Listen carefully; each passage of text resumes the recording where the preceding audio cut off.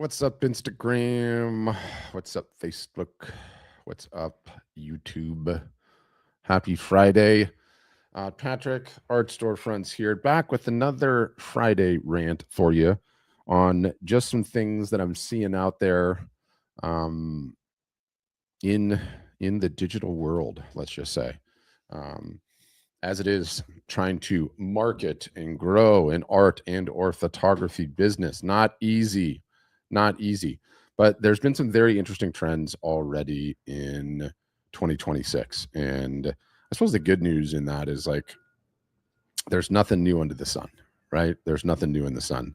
I think as we closed out in 2025, like one of the things that I was continually ranting about is how important story is in your art, how important it is for what's up, Loose Cannon, how important it is for artists and for photographers. The artist can no longer hide behind the canvas, the photographer can no longer hide behind the lens. Banged on about that all year last year. And I think broadly, what's changed in 2026 is number one, I believe 2026 is going to be the most remarkable year that any of us have lived through in our entire lives. The technology that is coming out, what AI is capable of and what it can do is just, it is mind-boggling on levels I don't think any human can even wrap their head around the pace at which it's changing. Okay, and you can either be the glass half full guy. I'm a glass half full guy, or you can be, Skynet has been activated, Terminator is coming to get us, the Matrix, whatever your doom scenario is. But in the meantime, we have creative businesses and we need to get them growing, right? We need to get them moving in the right direction. And as we closed out 2025, we started talking about how important story is, right? I've long said on my podcast, in blog posts that I've written in any live session that I've done, that I think one of the most common misconceptions about how art and photography, how creations are sold, is that those creations are sold on a pure meritocracy of the quality of the creation. Okay. What do I mean by that? I mean, what differentiates one piece of photography from another selling, the one that does versus the one that doesn't? What differentiates a piece of art from selling, the piece of art that sells versus the piece of art that doesn't, has very little to do with the actual caliber of the work itself. And that's a crazy thing to say. That doesn't make sense to most of us, right? You're like, wait a minute.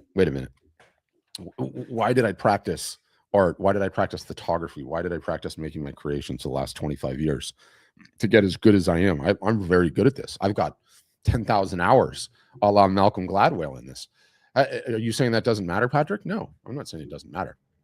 It's very, very important. It's very, very important for repeat business. It's very, very important for a lot of it. But it's not as important as the story, right?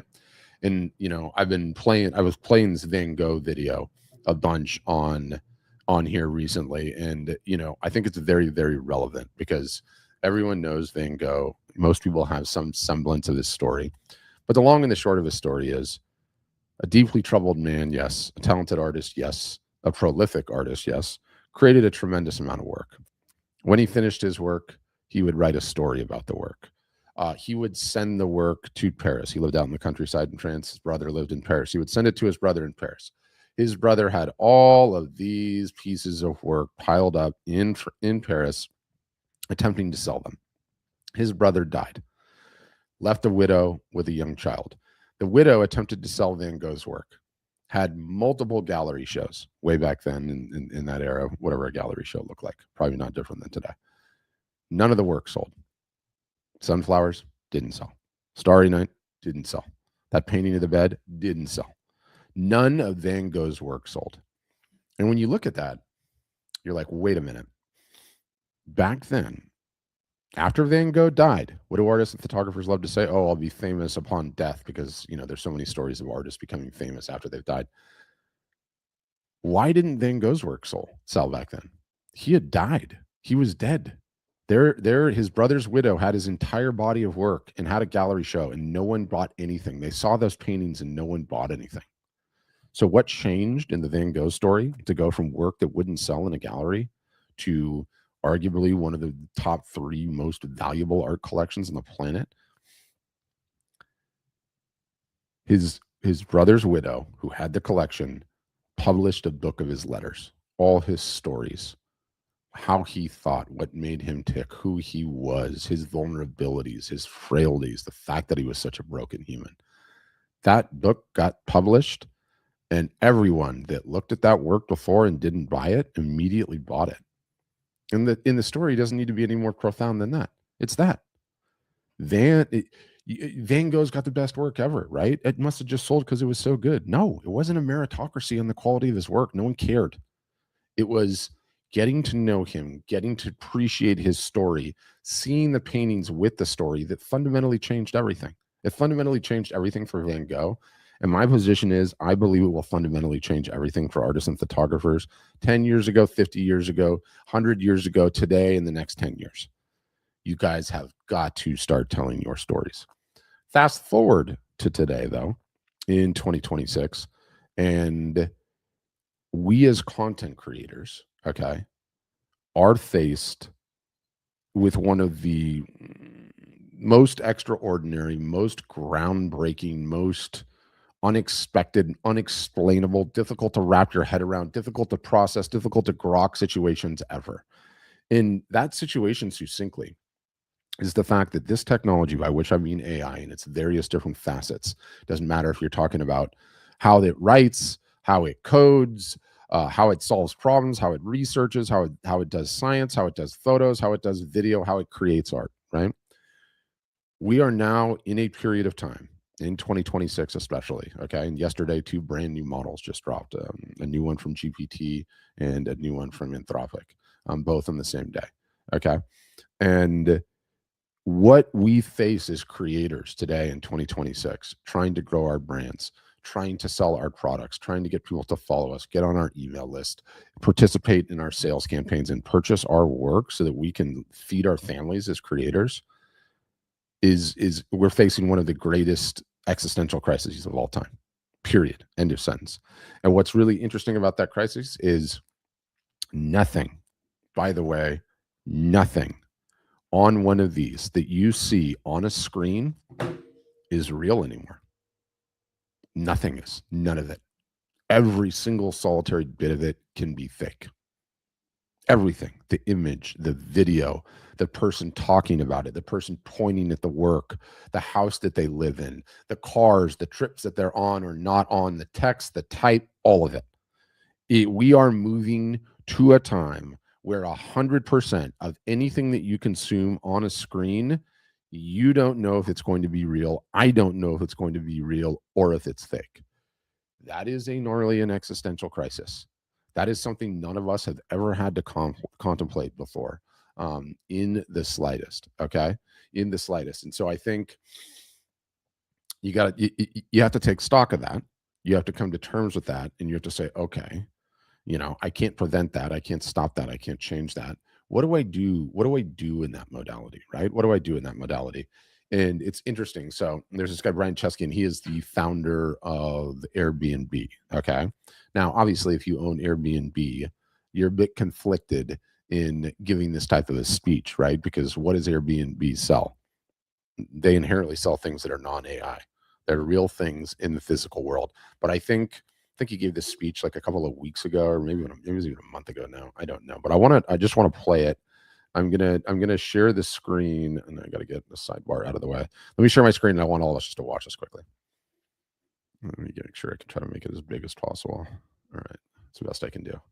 Term is artificial. We are now living in a world, as of last week, with the video content, where you cannot know for certain. I mean, there could be digital like fingerprints that this is real, but we're going to live in a world where it's not clear that what you're seeing is real. Right. In other words, now anything you can't tell. You won't be able to tell. And I think that's maybe the point of it, that in the future, if it's on a screen, it will be artificial, or it could be artificial. And so you want to ride a trend, or you ride the opposite of a trend. And the opposite of artificial is real.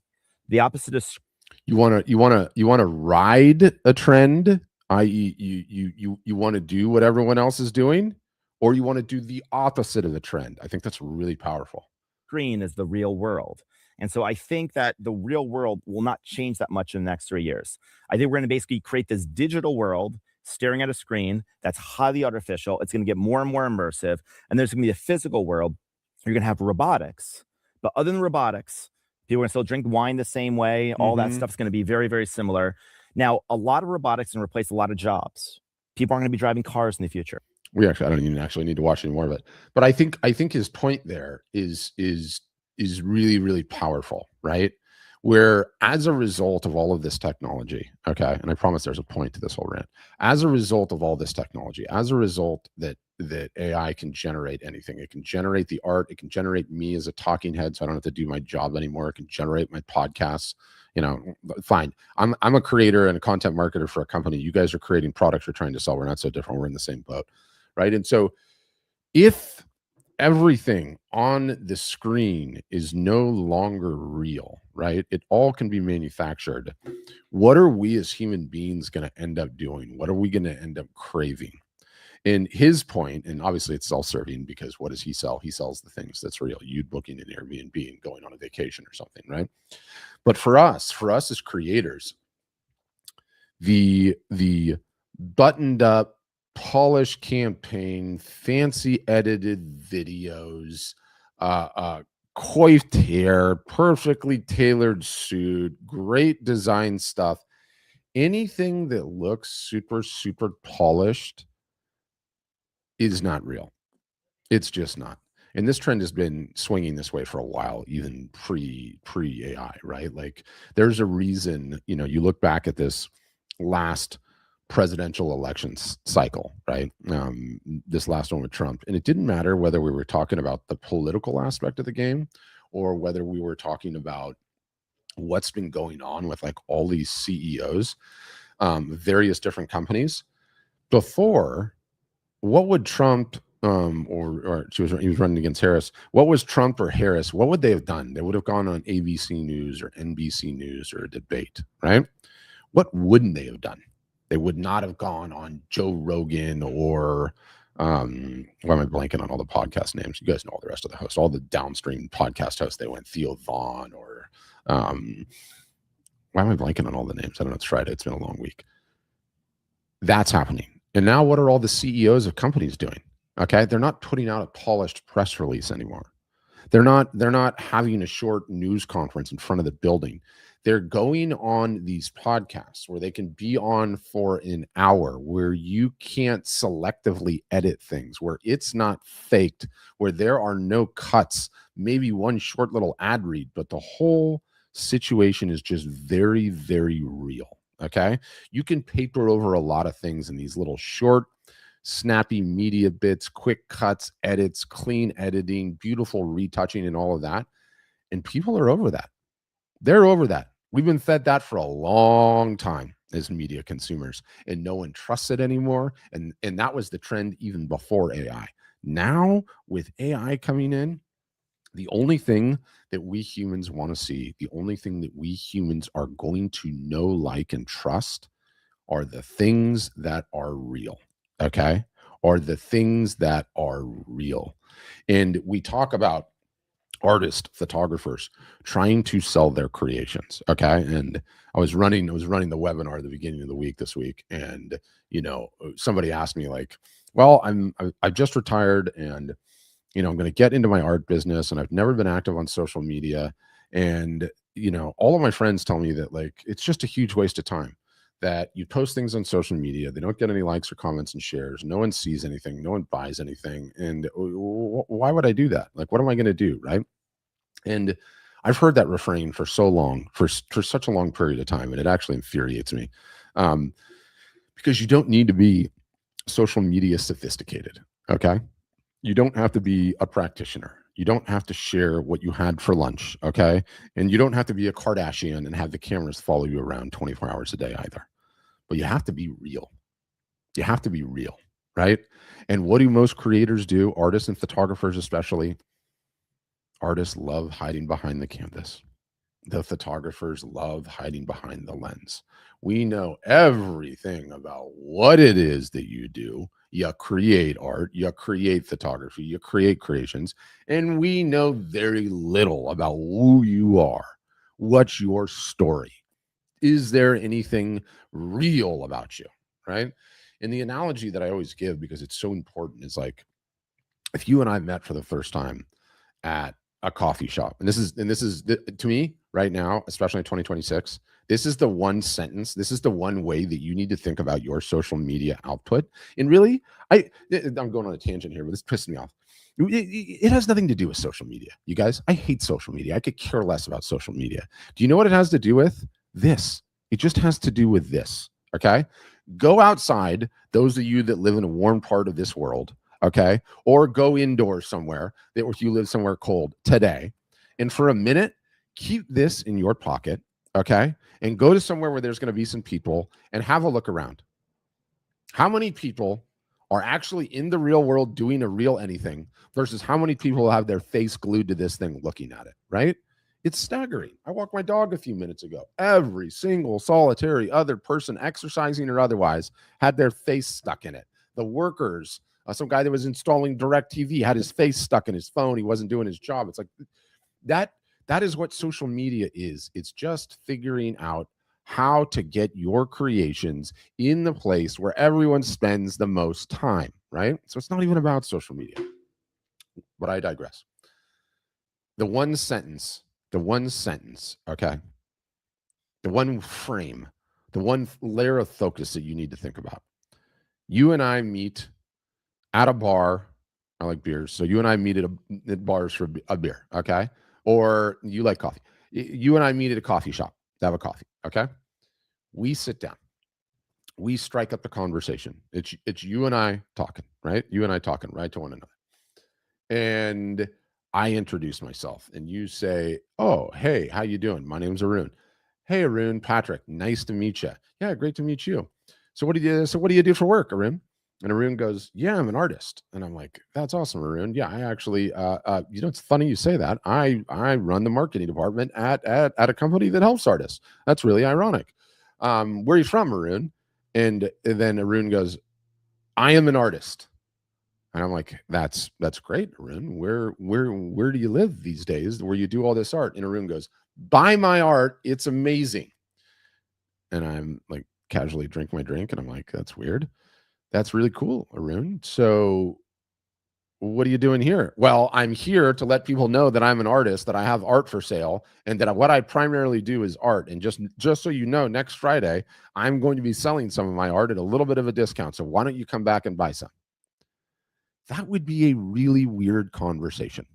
That would be an extremely strange conversation. Okay. I would be like, I'm trying to have a conversation with Arun here, who I just met at this bar, this coffee shop. I'm trying to get to know this guy. And all he says is art, art, art, art, art, art, art, art, art, or a variation of art. Okay. You would never do that in the real world. So why are you doing that on social media? Ask yourself honestly, why are you doing that on social media?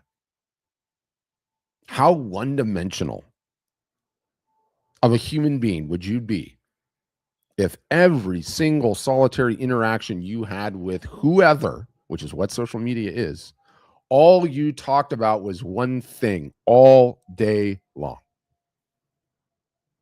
You'd be pretty one-dimensional. It would be pretty boring.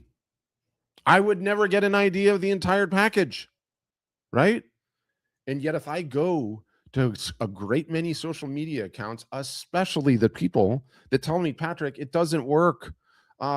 There's nobody on here. The algorithm is trained against me. It was great 10 years ago, but everything's broken now." That, like, I hear that and I'm like, stop it. Stop being so damn one-dimensional. Okay? Understand that is not how this works. It's never how it's worked. Okay? It should be the inverse. When I sat down with Arun in that coffee shop, it should be 90% what he does, and then I should be banging on the door to get that last 10% out of him. Right? That seems like a more interesting way. And my position is that art sales at a macro, no different than the Van Gogh analogy. Maybe they're 50-50. Maybe they're 60-40. Maybe they're 70-30, or maybe they're 80-20. Either way, they're not 100% art is what sells art. Nobody wants that all day long. Okay.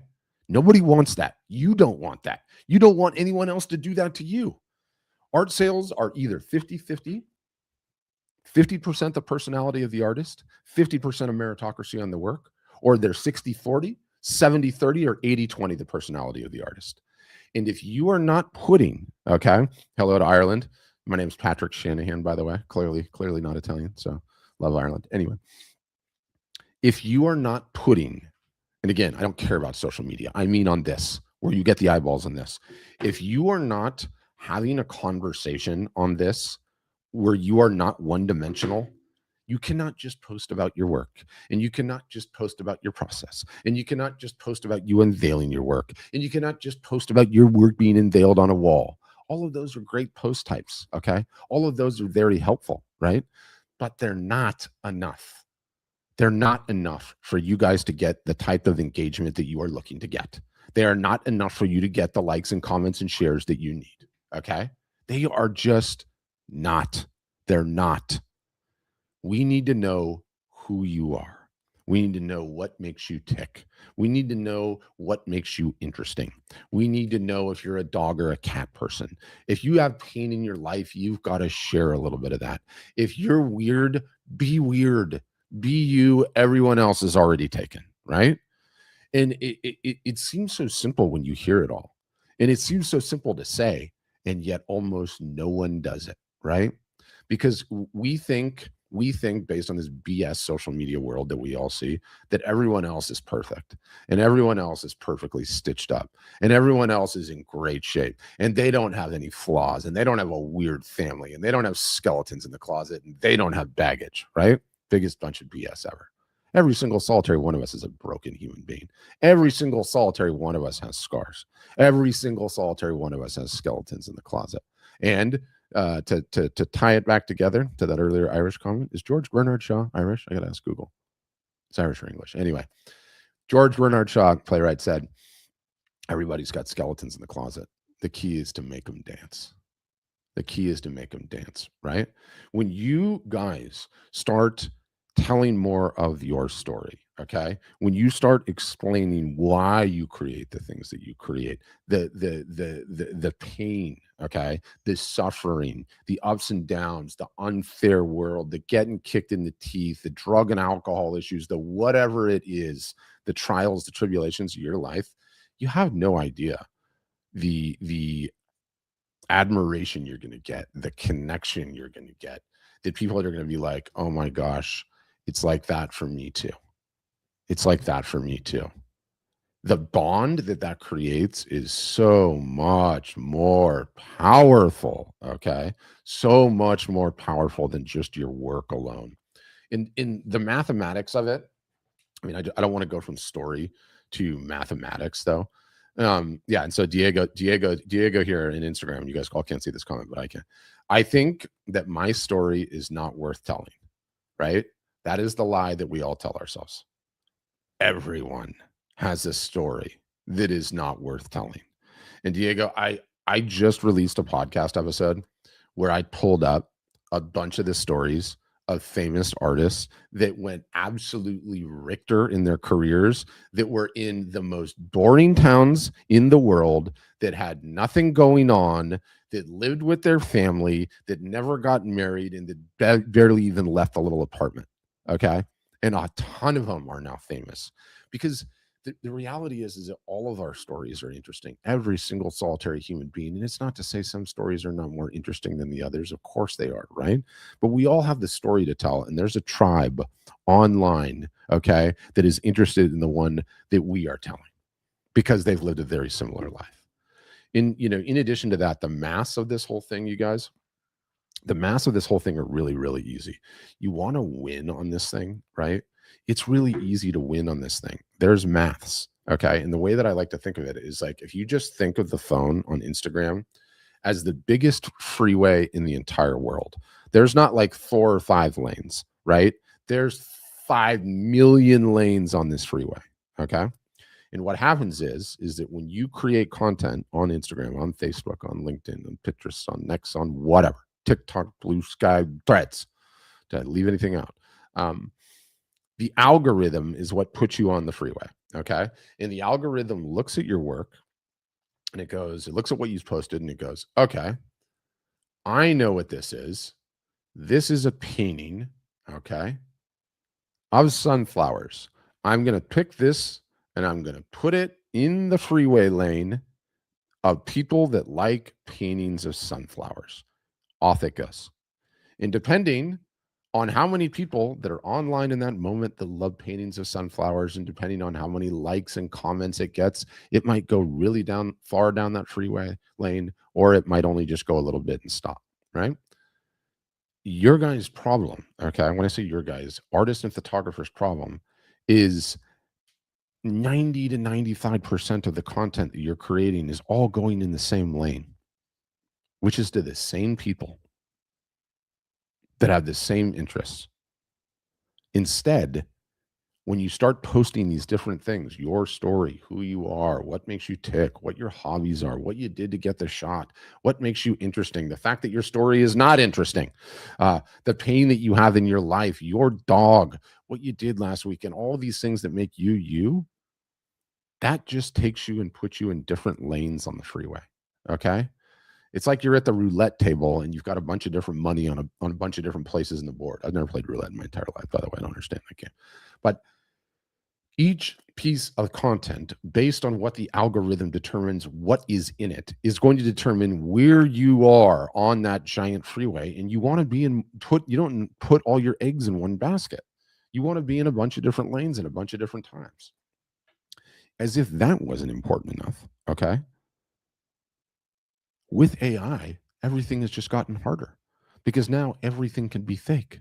So all of us as human beings throughout this year of 2026 are going to be utterly, totally, and completely bombarded with this and more of it. And it's going to get better and better. And a lot of you guys have seen it already. You're like, oh my God, that image, that video, I can't even tell if that's the real human. Was that a real news story? Did President Trump just say that? Did someone really just say that? Was that a real fight? Did that animal attack that? We don't even know already. And all it's doing is like doubling in quality. What used to be every 6 months, like every 6 weeks, it's going to be every 6 days.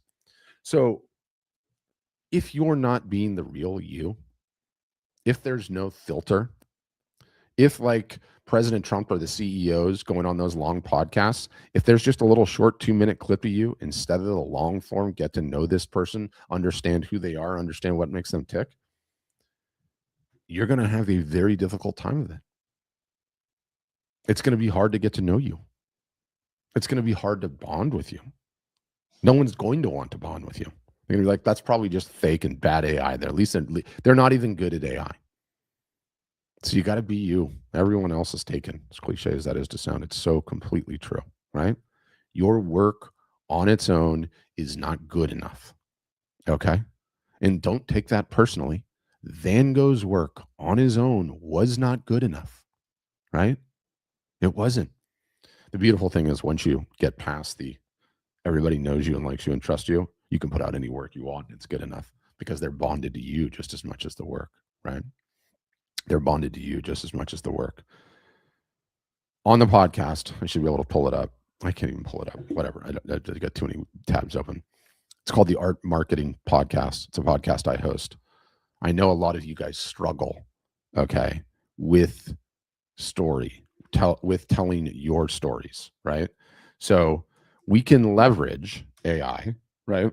And I think it's one of the most profound lines of AI too. And quick side tangent as I continue to promote the podcast shamelessly. We're not anti-AI. We're just pro-human, right? AI is all well and good. AI is great. If it makes artists and photographers more efficient, better at telling stories, better at getting the word out there, and helps them sell their art, fantastic. Whether or not we like art that was created by AI or not created by AI, I put that as a separate subject. I know that's a charged subject. I get that, but that's a separate topic.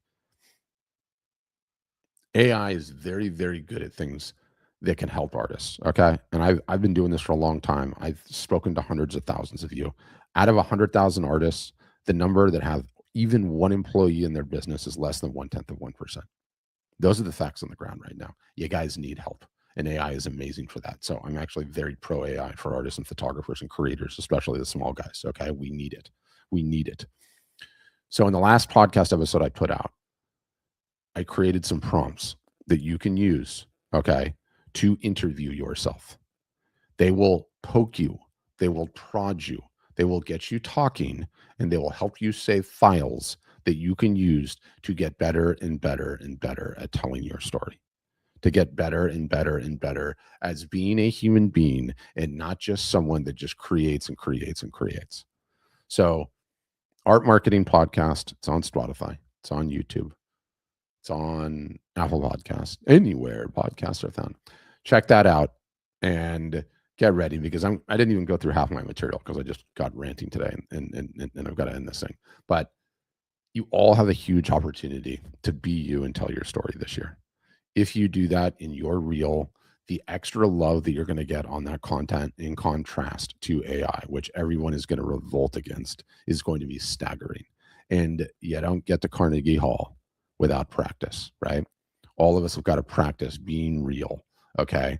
Being vulnerable, not being perfect, showing the scars and being okay with it. And the sooner you do that, the sooner your engagement takes off, the more emails you capture, the more people are going to be interested in your work, and on and on and on. So that is my Friday rant. I appreciate all of you. Thank you for staying tuned and listening. And I'll see you on a future video, a future live. Thanks, guys.